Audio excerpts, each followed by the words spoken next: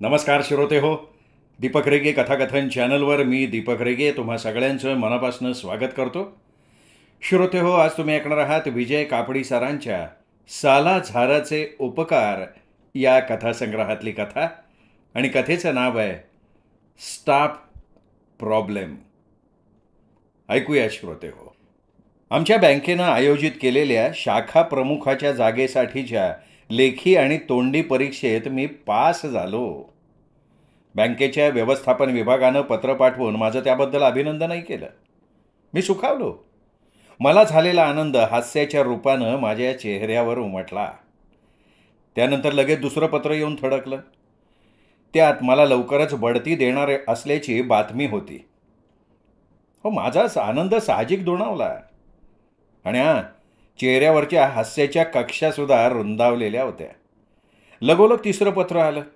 त्यात माझी बदली गोव्यातल्या शेळवण या खेडेगावात करण्यात आल्याची बातमी होती. ही बदली चला आता खेड्यांचा विकास करू या केंद्र सरकारच्या योजनेखाली होती.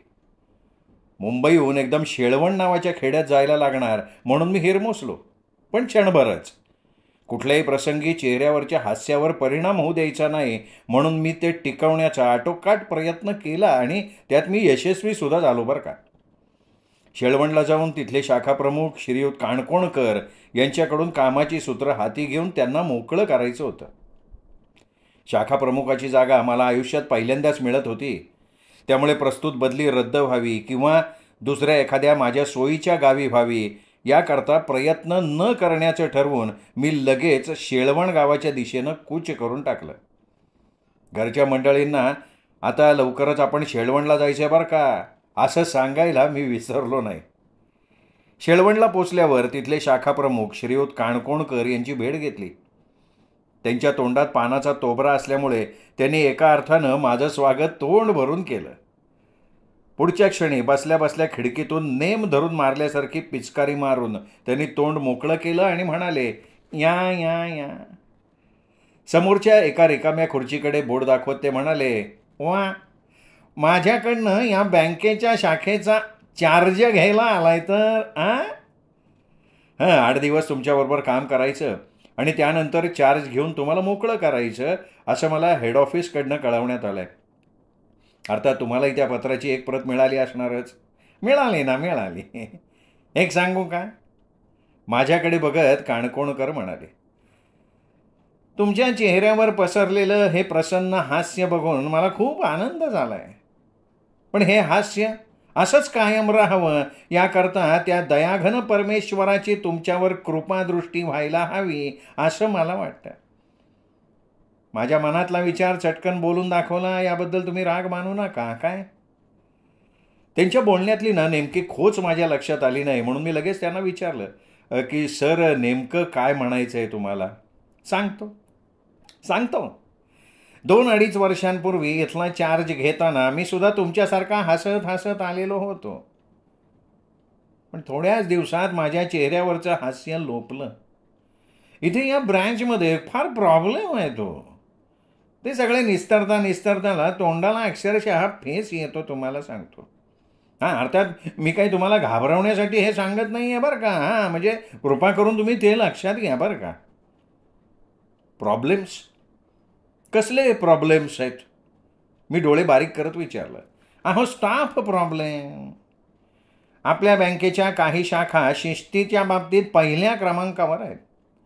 काही डिपॉझिट मिळवण्याच्या बाबतीत तर काही कर्जवसुलीच्या क्षेत्रात टॉप पोझिशनवर आहेत. आमची ही ब्रँचसुद्धा तशी टॉप पोझिशनवर आहे, पण स्टाफ प्रॉब्लेमच्या बाबतीत नंबर 1 आहे. एवढे प्रॉब्लेम कुठल्याही दुसऱ्या ब्रँचमध्ये नाही आहेत. तुम्हाला सांगतो, इथं काम करणं म्हणजे तलवारीच्या पात्यावर चालण्यासारखं आहे. नाही, स्टाफ प्रॉब्लेम नाही तशी ब्रँचच नसते ना सर आजकाल. त्यांचे प्रॉब्लेम सोडवण्याची नॅक पाहिजे आपल्याकडे. तिथे पाहिजे जातीचे. मी पटकन बोलून गेलो आणि जीभच चावली. वा वा वा, म्हणजे मी तुमच्या दृष्टीनं का बाळा? काणकोणकर छदमी हास्य करत मला म्हणाले, छे म्हणजे आय डोंट मीन इट, पण मला तसं नाही म्हणायचं, बिलकुल नाही म्हणायचं. मी माझ्या बाजूनं सफाई दिली. लक्षात घ्या, इथे अवघे 7-8च कर्मचारी आहेत. हां, पण एक एक कर्मचारी म्हणजे नग आहे हो, नग आहे. कामाच्या नावानं बोंब. नुसती बोंब नाही, बोंबा बोंब आहे. काणकोणकरांनी जणू काही सुतोवाचच केलं. मला वाटतं आपण त्यांची ही बाजू समजून घेतली पाहिजे सर, आणि सामोपचारानं प्रश्न सोडवले पाहिजेत. मॅनेजमेंट संबंधीच्या कुठल्या तरी पुस्तकात वाचलेलं एक वाक्य मी काणकोणकरांना ऐकवलं. काय समजून घेतलं पाहिजे हो? आता लवकरच तुम्हालाही कळेल म्हणा.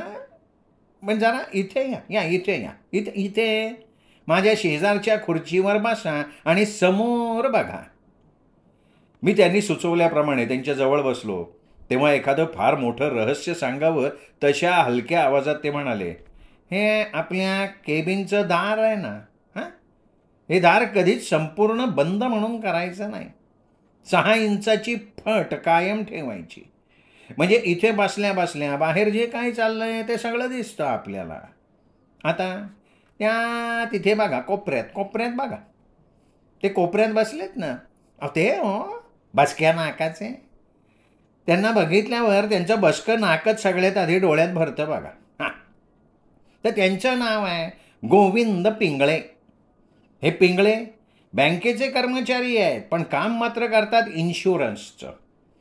बँकेत पाय ठेवणाऱ्या प्रत्येकाकडून पॉलिसी कशी मिळवायची हा एकच प्रश्न त्यांना सतावतो. इथे येणाऱ्याला ते डिपॉझिट ठेवण्यापेक्षा पॉलिसी काढणं कसं फायद्याचं आहे ते सांगत बसतात. कर्ज मागण्यासाठी येणाऱ्याला जरा जास्तच कर्ज काढा आणि वाढीव कर्ज पॉलिसीत गुंतवा असा अनाहूत सल्ला देतात. थोडक्यात काय, तर इथे येणाऱ्याला सळोका पळून करून सोडणं हा उद्योग पिंगळे मन लावून करतात. त्यामुळे आपल्याकडचा क्लायंट दुसऱ्या बँकेकडे जाणं पसंत करतो. आपण काणकोणकर साहेब, बँकेत काम करणाऱ्याला दुसरा व्यवसाय करता येत नाही. त्यासाठी बँकेची परवानगी घ्यायला लागते, आणि जी कधी मिळतच नाही. ही गोष्ट तुम्ही त्यांच्या कानावर घातली का नाही? मी बँकेच्या नियमातलं एक कलम ऐकून टाकलं. ते ठाऊक काय हो त्याला? तो पॉलिसीचा व्यवसाय आपल्या सौभाग्यवतीच्या नावावर करतो. तोंडी प्रचार बँकेत बसून करतो. काणकोणकरांनी बँकेच्या नियमातली एक पळवाट माझ्या निदर्शनाला आणून दिली. आपण बँकेत बसून पॉलिसीचा प्रचार करणं हे गैरच आहे ना सर. त्यांच्या दृष्टीला ती गोष्ट आणून दिलीच पाहिजे. त्यांनी ऐकलं नाही तर युनियनच्या इथल्या पुढाऱ्याच्या कानावर घातलं पाहिजे. मी पुढचा जालीम उपाय सुचवला. काही उपयोग होणार नाही हो. पिंगळे इथल्या युनियनचा पुढारी आहे. काणकोणकरांनी मी सुचवलेल्या उपायातले आवाज काढून घेतले. मग त्याला आत बोलवून घ्या आणि योग्य शब्दात समजता त्याला.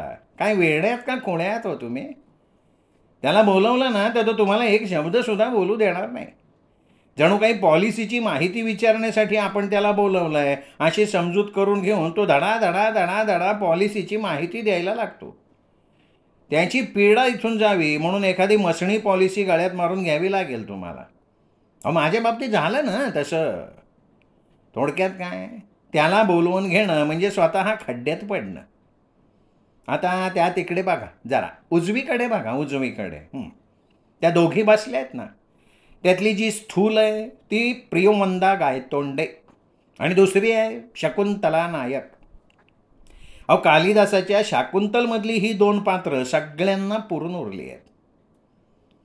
काणकोणकरांचं त्या दोघींविषयी तितकंसं चांगलं मत दिसलं नाही म्हणून मी काहीशा कुतूहलानं विचारलं, काय करतात तरी काय त्या दोघी असं? त्यांना ऑफिसचं काही काम सांगितलं ना की ते सगळ्यात आधी काम सांगणाऱ्याच्या अंगावर वाचकन ओरडतात. स्टाफ रेग्युलेशनप्रमाणे ते आपलं काम कसं नाही आहे हे पटवून द्यायला लागतात. एकदम गळ्याच्या शिरात आणून भांडायला लागतात त्या.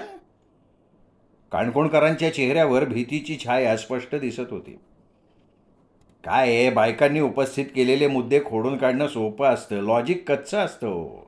अरे बापरे बापरे, म्हणजे तुम्ही सुद्धा त्यांच्याशी वादावादी करायचं सुचवताय? अशा प्रसंगी त्या ढसाढसा रडायला लागतात, धो धो धो रडतात. मग बाहेर बसून ते रडणं ऐकणाऱ्याचा होतो गैरसमज. त्यांना वाटतं मॅनेजरनं त्या बायकांवर काहीतरी जुलूम केला असणार. माझ्या बाबतीत झालं ना असं एकदा. स्टाफ मेंबरनी काय लगे पोलिसांना बोलवलं. सगळ्यांची समजूत काढता काढता माझ्या तोंडाला फेस यायचा बाकी राहिला. गतस्मृतींना उजाळा देता देता काणकोणकर घाबरे घुबरे दिसायला लागले. अहो मग त्या अबलांचा प्रश्न तुम्ही सोडवता तरी कसा? मी काणकोणकरांकडनंच त्यांच्या समस्येचं उत्तर मिळवण्याचं ठरवलं. अगदी सोपं आहे, सोपं आहे. मी त्यांना कसलं कामच म्हणून देत नाही. त्यांनी बँकेत यावं, आपापल्या खुर्चीच्या सीटा गरम कराव्यात, बँक सुटल्यावर घरी जावं, महिन्याच्या महिन्याला पगार घेऊन जावं, बस एवढंच. पण कधी कधी त्या दोघे आपापसात भांडतात. त्यावेळी मात्र आणीबाणी सदृश परिस्थिती निर्माण होते बरं का. काणकोणकरांनी त्या दोघींच्या स्वभावातल्या आणखीन एका पैलूविषयी सांगितलं.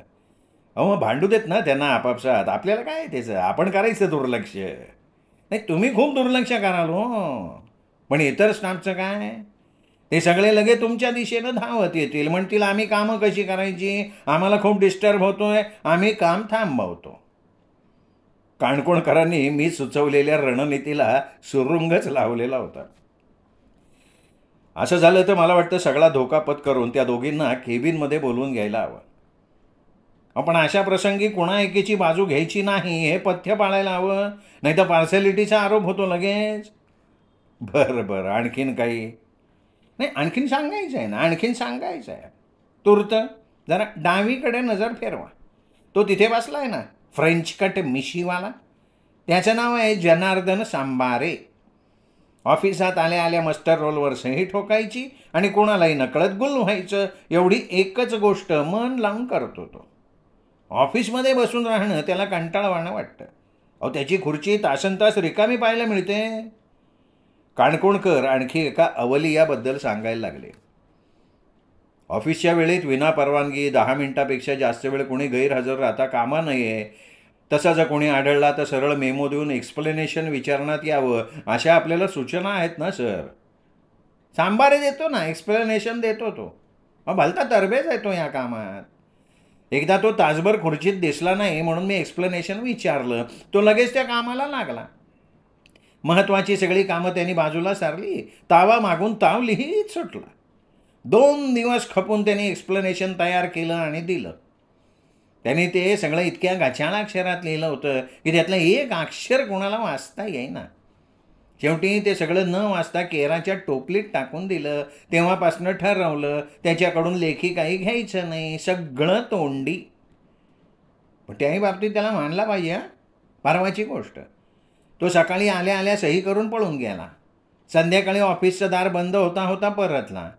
मी त्याला त्याबद्दल लगेच खडसावलं तर तो म्हणाला, साहेब खरं सांगतो, आज मी होतो काम करायच्या मूडमध्ये. टेबलावरच्या सगळ्या पेंडिंग कामाचा फडशा पाडायचा असं ठरवूनच आलो होतो, पण मी कामाला सुरुवात करणार तेवढ्यात मेहुणीचा फोन आला.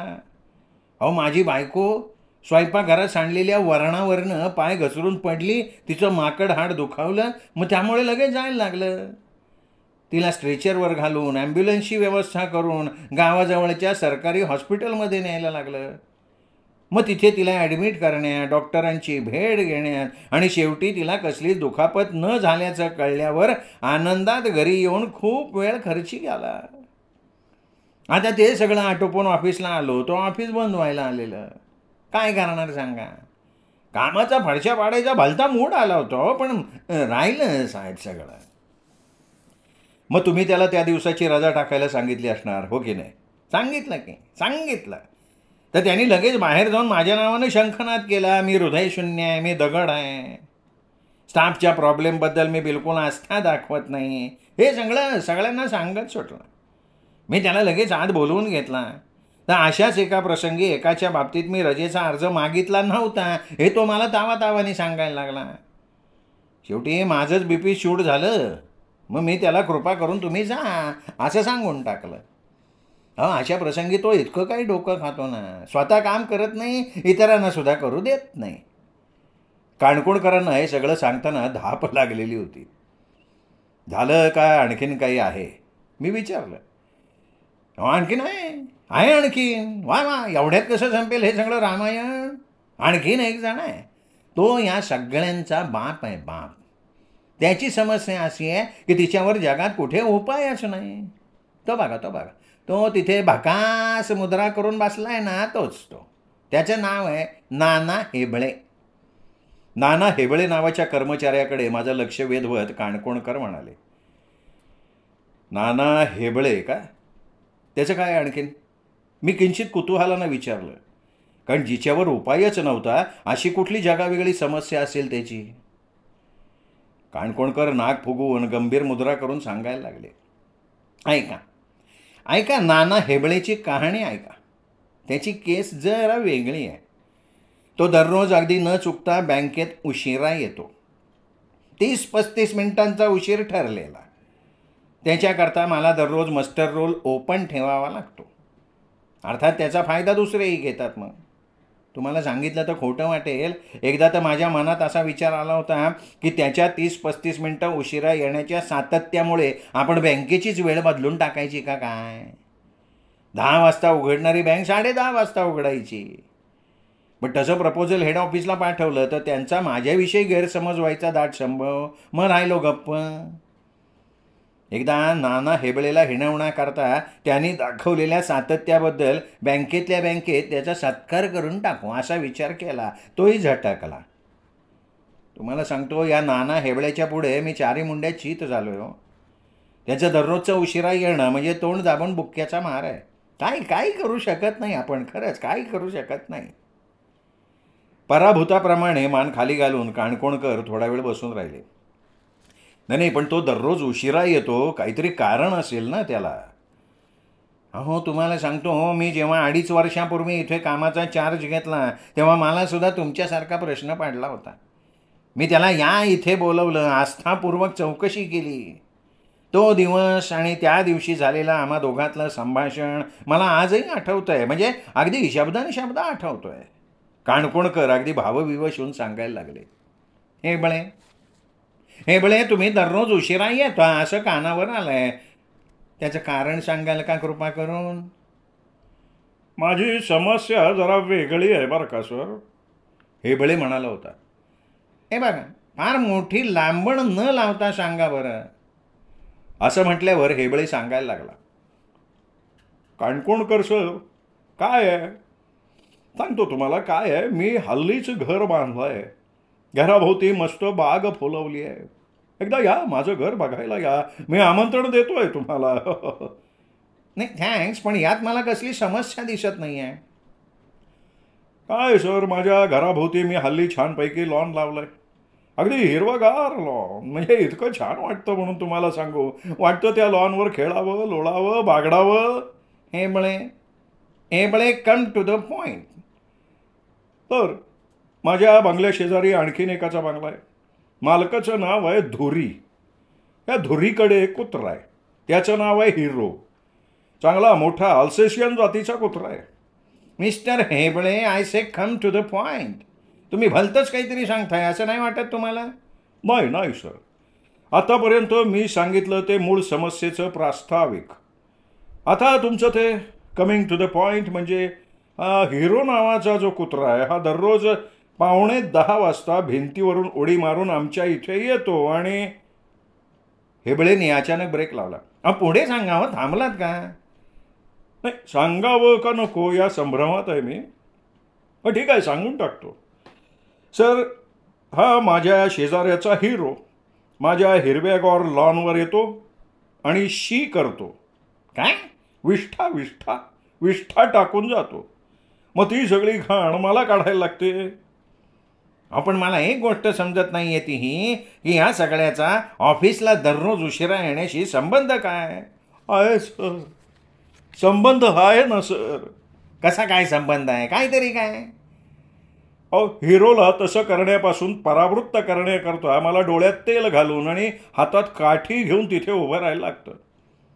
आणि लक्षात घ्या तुम्ही, ही घटना सकाळी 9:45 वाजता घडते.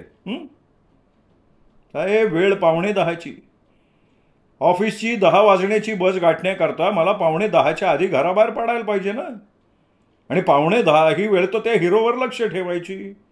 आता तुम्ही सांगा मला साहेब, मी समन्वय साधायचा कसा?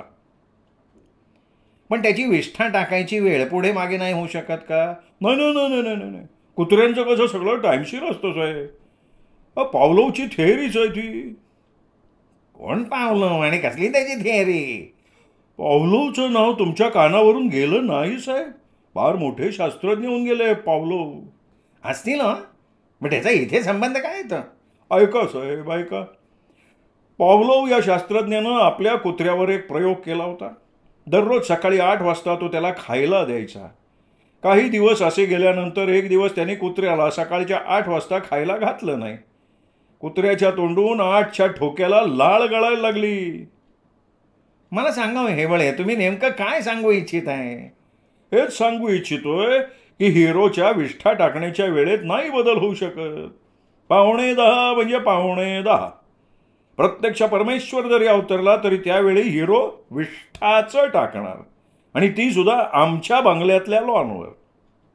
त्यामुळे त्या क्षणी मला डोळ्यात तेल घालून तिथे उभं राहावं लागतं. तो आला रे आला की मी त्याला हुसकावून लावतो. ते महत्त्वाचं काम आटोपून येईपर्यंत 10:30 वाजतात साहेब. मग माझं मास्टर चुकतं. त्यामुळे माझी तुम्हाला विनंती आहे की तुम्ही मला उशिरा येण्याची एक गठ्ठा परमिशनच देऊन टाका. हे बघा हेबळे, तुमची समस्या अगदी मामूली आहे. त्या कुत्र्याला हुसकावून लावायचं काम तुम्ही तुमच्या घरातल्या इतर कोणावर सोपवा, आणि तुम्ही स्वतः ऑफिसला वेळेत हजर व्हा. कोणावर सोपवणार दुसऱ्या साहेब? का? तुमच्या घरात काय तुम्ही एकटेच आहात का? नाही, माझे पिताश्री आहेत. त्यांनी आमच्यासाठी खूप केलं. त्यांच्या वृद्धापकाळात हातात काठी घेऊन कुत्र्याला हुसकावून लावा तुम्ही, असं नाही ना मी सांगू शकत. माझी सौभाग्यवती आहे. ती पहाटे 4 वाजता उठून कामाला लागते. आमच्यासाठी मर मर मरते. घरातली सगळी कामं करून तिची कंबर मोडायची तेवढी बाकी आहे सर. आणि सगळी कामं आटोपून तिला 8च्या आत घरातनं बाहेर पडावं लागतं. एका शाळेत शिक्षिका आहे बरं का ती. आणि मला 2 मुलं आहेत बरं का. परमेश्वराच्या कृपेनं एक मुलगा आहे, एक मुलगी आहे. पण माझा मुलगा माझं काही ऐकतच नाही. हिरोवर पाळत ठेवायचं काम मी त्याला सांगितलं तर तो माझ्यावर खवळेल.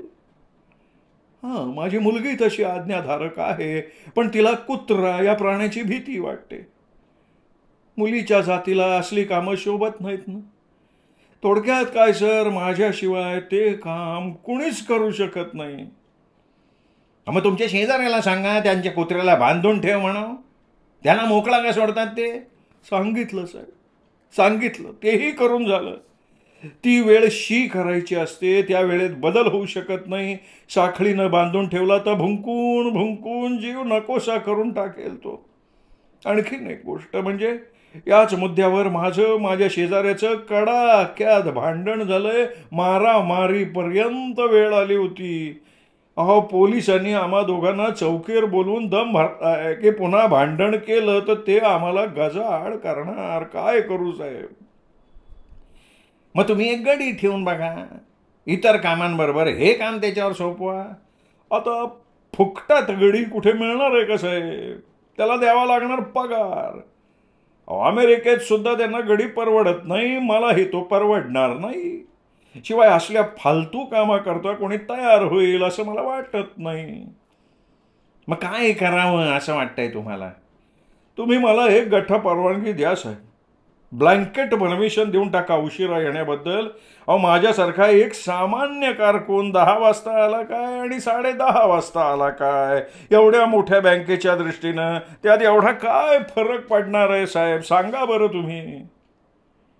मग तुम्हाला परमिशन दिली तर मला सगळ्यांना द्यायला लागेल. देऊन टाका ना साहेब, देऊन टाका. काय फरक पडतोय त्याने? मी असं करतो, तुमची केस मी हेड ऑफिसकडे रेफर करतो, त्यांचा सल्ला घेतो.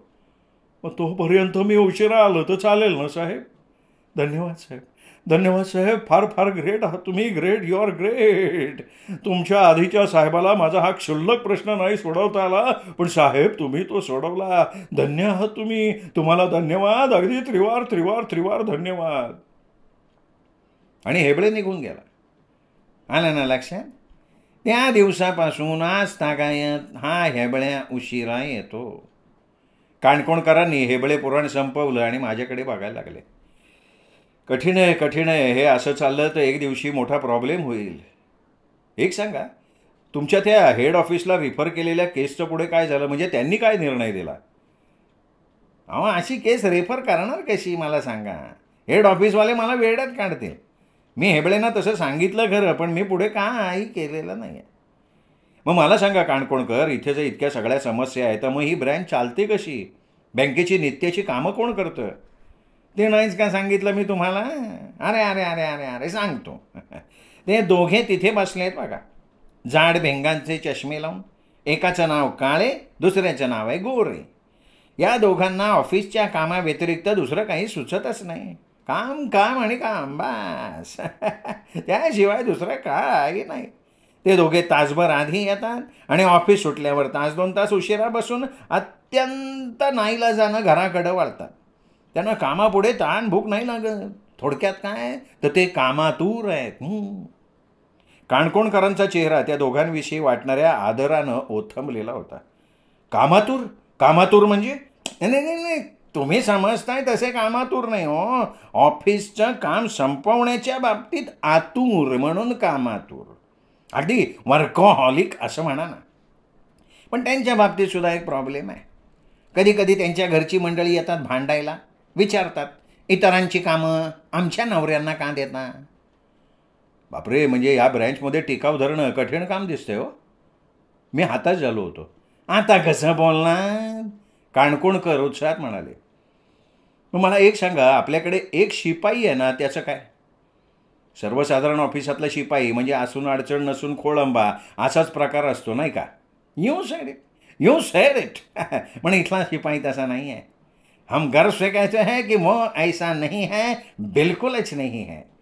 आमच्याकडचा सदाशिव शिपाई अत्यंत नम्र आहे, अत्यंत आज्ञाधारक आहे, अत्यंत कामसू आणि अत्यंत अत्यंत वगैरे वगैरे आहे. त्याचा काही प्रॉब्लेम म्हणून नाही. असा शिपाई तुम्हाला दिवा घेऊन शोधायला जाल तरी सापडणार नाही. एवढं सांगून ते माझ्याकडे टक लावून बघायला लागले आणि मी किमर्थम अशा अर्थाची भुवई उडवली तेव्हा हलक्या आवाजात म्हणाले, हा सदाशिव माझा लांबचा भाचा लागतो बरं का. या दिवसात कुठे नोकरी मिळत नाही. काय तसा तो शिकलेला आहे. नवीन नोकरी मिळेपर्यंत त्याला पार्ट टाईम जॉबवर घेतला मी. अर्थात आमचं नातं हेड ऑफिसला माहिती नाही आहे बरं का, आणि तुम्ही कोणाला सांगू नका बरं का. हे सगळं ऐकलं आणि मी भलता गंभीर झालो. काणकोणकर माझ्याकडे बघून म्हणाले सुद्धा, अरे च्या, तुमचं ते मघाचं लोभसं हास्य लुप्त व्हायच्या मार्गावर आहे काय? आम्ही फक्त त्यांच्या प्रॉब्लेमबद्दल सांगितलं तर तुमची ही अशा. प्रत्यक्ष प्रॉब्लेम तुम्ही फेस कराल तेव्हा काय अवस्था होईल तुमची? यावर एक अक्षरही न बोलता मी किंचित हसलो, पण मला ते हसणंसुद्धा नीट नाही जमलं. त्यानंतर काणकोणकरांनी सांगितलेल्या स्टाफ प्रॉब्लेम्सवर मी खूप विचार केला आणि रात्री मुंबईच्या आमच्या हेड ऑफिसमधले माझे हितचिंतक, मार्गदर्शक आणि वेळोवेळी माझ्या मदतीला धावून येणारे श्रीयुत सोनसाखळीकर यांना फोन केला. मी त्यांना काणकोणकरांनी मला जे जे ऐकवलं त्याची संक्षिप्त आवृत्ती ऐकवली आणि म्हणालो, सर मी सध्या तरी नौखा आहे. ही प्रॉब्लेमॅटिक ब्रँच आहे, मला झेपेल असं तुम्हाला वाटतंय का सर? का मला दुसरं एखादं सेंटर देऊ शकाल तुम्ही? अहो, यावर सोनसाखळीकर एकदम हसायला लागले. 2 मिनटं नॉनस्टॉप हसून झाल्यावर म्हणाले, अरे तुला सांगतो, हा काणकोणकर आहे ना, मोठा बेरके माणूस आहे बरं का. अरे त्या काणकोणकरला ना ती ब्रँच सोडून दुसरीकडे कुठे जायला नको आहे. त्यामुळे तुला घाबरवण्यासाठी त्यांनी हे सगळं सांगितलं आहे. काय काळजी करू नको, अजिबात घाबरू नको, मी आहे ना तुझ्या पाठीशी. अरे त्या काणकोणकरांविषयी प्रचंड तक्रारी आहे. आम्हाला त्याला तिथनं हलवायचंच आहे, त्यामुळे तर मी तुझी तिथे नियुक्ती केली आहे. त्यामुळे तू त्याला उद्या बिंदास सांग की सगळे ऑफिसचे स्टाफचे प्रॉब्लेम तू फेस करू शकतोस. तू ताबडतोब त्याला चार्ज घे, त्याला रिलीव्ह करून टाक. हे बघ, त्याला जास्त वेळ मिळता कामा नये, कारण आणखीन कोणाचं तरी दडपण आणून तो स्वतःची बदली रद्द करून घेईल आणि तू घाबरून मागे गेलास म्हणून आपण राहू इच्छितो असं सगळ्यांना सांगत सुटणार आहे तो. लक्षात घे, उद्याच्या उद्या चार्ज घे बरं का तू. All the best, best of luck. आता सोनसाखळीकर म्हणतात ते खरं का काणकोणकर म्हणतो ते खरं? या संभ्रमात सबंध रात्रभर माझ्या डोळ्याला डोळा लागला नाही. श्रोते हो, तुम्ही ऐकत होतात विजय कापडी सरांची कथा स्टाफ प्रॉब्लेम. याचे स्टाफ प्रॉब्लेम बहुतेक ऑफिसमध्ये असतातच. तुम्हाला ही कथा कशी वाटली किंवा तुमच्या ऑफिसमध्ये असा काही प्रॉब्लेम होता का हे कमेंट करून जरूर कळवा. भेटत राहा दीपक रेगे कथाकथन चॅनलवर. नमस्कार श्रोते हो.